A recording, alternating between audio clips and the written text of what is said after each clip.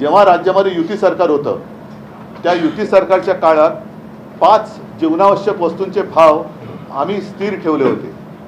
आम्ही केंद्रामध्ये इंडिया आघाडीचं सरकार आल्यानंतर नक्कीच याबद्दल गंभीरतेने विचार करून 5 जीवनावश्यक वस्तूंचे भाव पुढील 5 वर्ष स्थिर कसे राहतील याच्याबद्दल आग्रही असू। कारण हे जर का नीट ठरवलं तो होऊ शकतं हे राज्य सरकारने तेव्हा दाखवून दिले। जर राज्य करू शकत असेल तर केंद्र का नाही करू शकणार। तर अशा ह्या ज्या मूलभूत गोष्टी आहेत म्हणजे बेरोजगारी आहे, शेतकरी आहे, महिला आहे, उद्योग आहे, आरोग्य आहे, याच्यावरती आम्ही इंडिया आघाडी सरकारमध्ये आग्रही राहू आणि ह्या गोष्टी आम्ही करून घेऊ।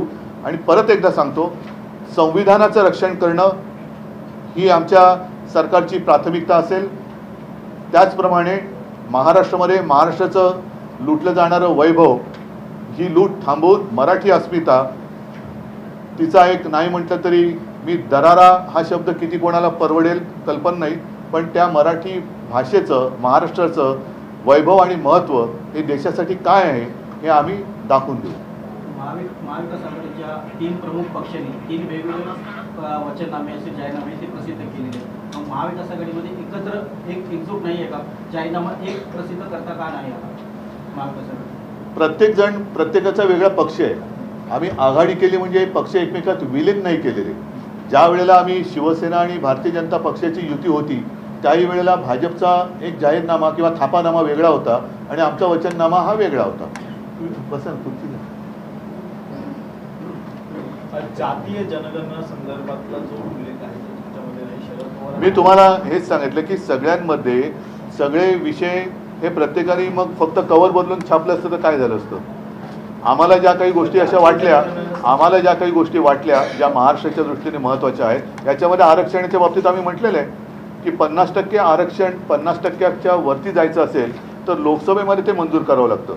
खरं म्हटलं तर आज बहुमत गेले 10 वर्ष मोदी सरकारकडे होतं आणि सगळ्यांनी त्यांना पाठिंबा दिला असता, पण दिल्ली सरकारचे अधिकार काढून घेण्यासाठी मोदी सरकारने कोर्टाच्या निर्णयाच्या विरोधात जाऊन ते मंजूर करून घेतलं।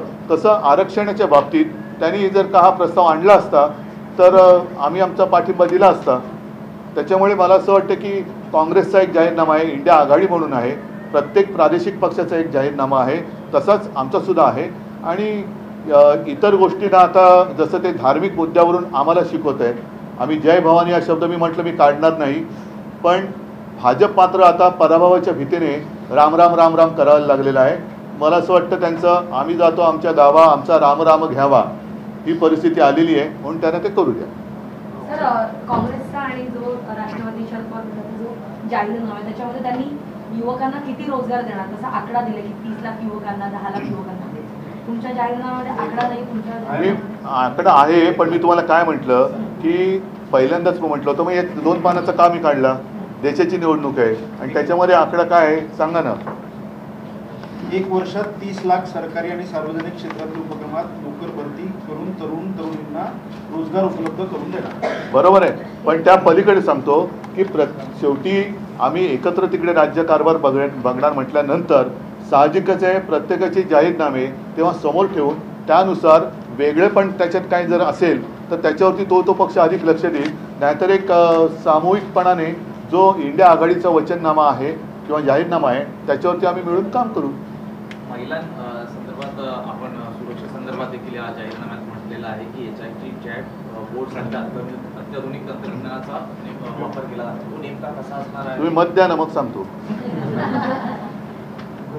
सर, याच्यामध्ये एक म्हटलं की मराठी भाषेला अभिजात दर्जा देण्याचा प्रयत्न जो आहे तो देखील केला जातो। हा मुद्दा जो आहे तो गेल्या अनेक वर्षापासून आहे आणि आम्हाला असं वाटलं होतं की जेव्हा आम्ही 2014 आणि 2019ला यांना पाठिंबा देऊन आमची जी आता फसगत झाल्याचं लक्षात आलं आहे, आम्हाला असं वाटलं होतं की आम्ही पाठिंबा दिल्यानंतर मोदी सरकार ते करेल, पण मोदी सरकारच्या मनात महाराष्ट्राबद्दल आणि मराठी भाषेबद्दल आणि भवानी मातेबद्दल सुद्धा आकस आहे हे आता दिसतंय।